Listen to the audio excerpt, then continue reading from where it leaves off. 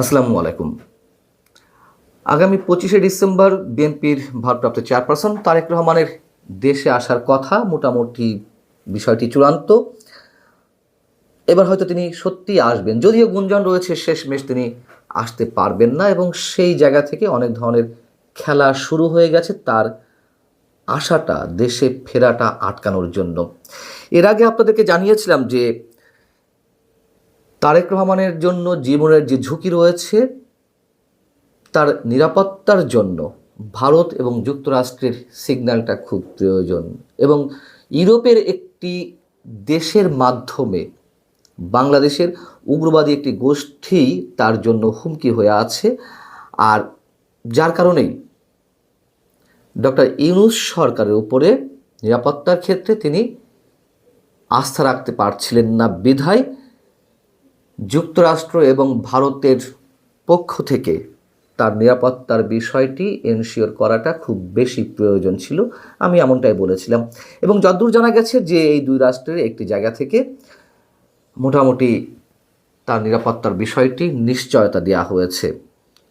অনেকে বলছেন যে 25শে ডিসেম্বর তারেক রহমান যাতে দেশে ফিরে আসতে না পারে, তার জন্য বড় ধরনের একটা বিশৃঙ্খলা সৃষ্টির চেষ্টা করা হচ্ছে বিশেষ একটি পক্ষ থেকে।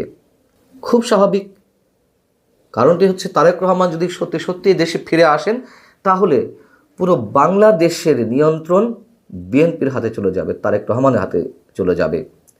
সেই ভয়, সেই আতঙ্ক থেকে উগ্রবাদী সাম্প্রদায়িক গোষ্ঠীর কোনোভাবেই এটি চাওয়ার কথা নয় যে তিনি দেশে ফিরে আসুন। এটা তো ওপেন সিক্রেট। জামাতে ইসলামীর এই মুহূর্তে প্রধান শত্রু বিএনপি।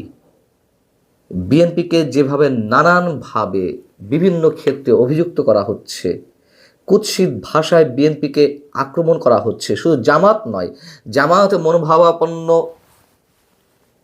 এনসিপি সহ আরও বেশ কয়েকটি দল এখন বিএনপিকে টার্গেট করেছে। আওয়ামী লীগ তো মাঠে নেই, সেই জায়গা থেকে এখন বিএনপি তাদের মূল শত্রু।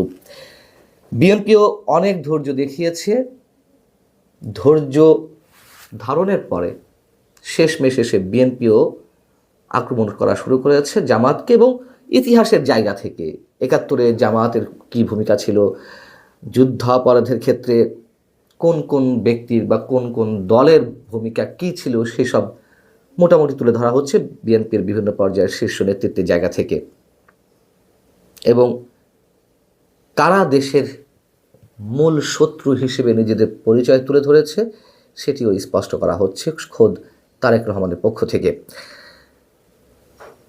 এই কথাগুলো এই কারণেই বললাম, জামায়াতের আমির ডাক্তার শফিকুর রহমান তিনি হঠাৎ করেই লন্ডনে গেছেন।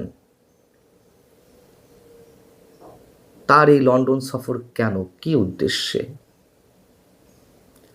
জামায়াতের পক্ষ থেকে বলা হচ্ছে যে যুক্তরাজ্য সরকারের একটি প্রতিনিধি দলের সঙ্গে পূর্ব নির্ধারিত বৈঠক রয়েছে, সেই বৈঠকে অংশগ্রহণের জন্যই তিনি সেখানে গেছেন, এবং এর পরবর্তীতে তিনি সৌদি আরবে যাবেন উমরাহ পালন করতে।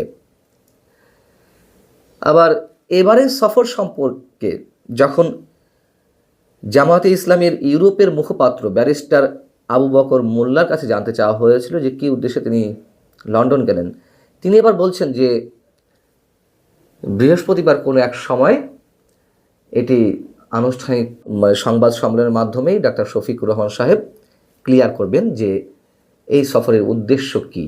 মানে এখানেও একটি কৌতূহল। প্রথমে যে আমাদের পক্ষ থেকে বলা হয়েছে যে যুক্তরাজ্য সরকারের একটি প্রতিনিধি দলের সঙ্গে তার বৈঠক রয়েছে, আর পরবর্তীতে আবার ইউরোপের মুখপাত্র জামায়াতের তিনি বলছেন যে সংবাদ সম্মেলনে স্পষ্ট করা হবে। এত রাগ ঢাকার কী আছে, এত রহস্য তৈরি করার কী আছে? তাহলে আমরা ধরে নিতে পারি রহস্য কিছু একটা আছে, এবং এও জানা গেছে যে কৌশলগত কারণে এবার সফরের দলীয়ভাবে কোনো ধরনের ফটো রাজনীতি করা হবে না, বা ফটো রাজনীতি এড়িয়ে চলার সিদ্ধান্ত নেওয়া হয়েছে। আবার অনেকে বলাবলি করছেন, গুঞ্জন চলছে যে লন্ডনে বিএনপি ভারপ্রাপ্ত চেয়ারম্যান তারেক রহমানের সঙ্গে জামাতে আমিরের কোনো বৈঠক হবে কিনা, বা এই ধরনের কোনো বৈঠকের উদ্দেশ্যে তিনি লন্ডনে গেছেন কিনা, এই জায়গা থেকে জামায়াতের আবার কেউ কেউ বলছেন যে এ ধরনের তথ্য তাদের কাছে নেই। তার মানে যদি সত্যি এ ধরনের কোনো সম্ভাবনা না থাকতো তাহলে একবারে উড়িয়ে দিত। অনেকে সেই জায়গা থেকে ধরে নিচ্ছেন যে তারেক রহমানের সঙ্গে অতএব কোনো ধরনের বৈঠক হলে হতেও পারে। প্রশ্ন হচ্ছে যে জামায়াতের আমিরের সঙ্গে যদি তারেক রহমানের কোনো ধরনের কোনো বৈঠক হয়েই থাকে বা হওয়ার সম্ভাবনা থাকে, তাহলে কি আলোচনা হতে পারে সেখানে? নির্বাচন ছাড়া তো আর কোনো ধরনের কোনো কিছু আলোচনা হবে না। সেই আলোচনাতে তাহলে কোন বিষয়গুলো আসবে? আবারও সেই আসন সমঝোতার, নাকি অন্য কোনো বিষয়? নির্বাচন পিছিয়ে দেওয়ার নানান ধরনের ষড়যন্ত্র তো নানান পক্ষ থেকে রয়েছে। আওয়ামী লীগ যেমন ঘোষণা দিয়ে রেখেছে যে ফেব্রুয়ারি নির্বাচন তারা প্রতিহত করবে যদি আওয়ামী লীগকে নির্বাচনে অংশগ্রহণের সুযোগ না দেওয়া হয়। আবার যারা নির্বাচন বলে বুলি আওড়াচ্ছেন, এই দলগুলো যে কোনো অবস্থাতেই চায় না নির্বাচন ফেব্রুয়ারিতে অনুষ্ঠিত হোক। তখন তারা বলে রেখেছে এর আগে গণভোট দিতে হবে, এর আগে সেই করতে হবে, এই করতে হবে, নানান ধরনের কথাবার্তা। তেমন স্পষ্ট একটা চিত্র আমরা পাই এই দলগুলোর কাছ থেকে যে তারা নির্বাচন চায় না এবং বাংলাদেশের রাজনৈতিক স্থিতিশীলতাকে মানে যেটুকুই আছে সেটা এমন ভঙ্গুর পর্যায়ে নিয়ে যাওয়া অথবা আইন শৃঙ্খলা পরিস্থিতি এমন জায়গায় নিয়ে যাওয়া, এটা আমি অনেক আগে থেকে বলে আসছি, যাতে করে একটা গ্রাউন্ড তৈরি করা যায় যে এই অবস্থায় নির্বাচন সম্ভব নয়। এই সব জায়গায় মানে এই বিষয়গুলো মাথায় রেখে তারেক রহমানের সঙ্গে নির্বাচন পিছিয়ে দেওয়ার ক্ষেত্রে কোনো আলোচনা হবে, নাকি ফেব্রুয়ারিতে নির্বাচন আটকানো সম্ভব নয় যদি তারা এটি মনে প্রাণে বিশ্বাস করে, তারা যদি ধরে নেয়, সেক্ষেত্রে আসন সমঝোতার কোনো আলোচনা হবে?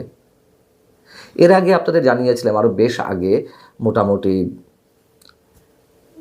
গত বছরের ডিসেম্বরের দিকেই জামায়াতের পক্ষ থেকে বিএনপির কাছে বা সরাসরি তারেক রহমানের কাছে এমন প্রস্তাব দেওয়া হয়েছে যে নির্বাচনে বিএনপির জন্য 200 আসন থাক আর বাকি 100 আসন জামাত এবং এনসিপির জন্য দেওয়া হোক। তখন তারেক রহমান সাহেব রাজি হননি। এবারও যদি সে ধরনের কোনো প্রস্তাব দেওয়া হয়, যদি দেওয়া হয়, নিশ্চয়ই তারেক রহমান সেটি প্রত্যাখ্যান করবেন, এমনটাই বিশ্বাস অনেকের। ভালো থাকুন সবাই, আল্লাহ হাফেজ।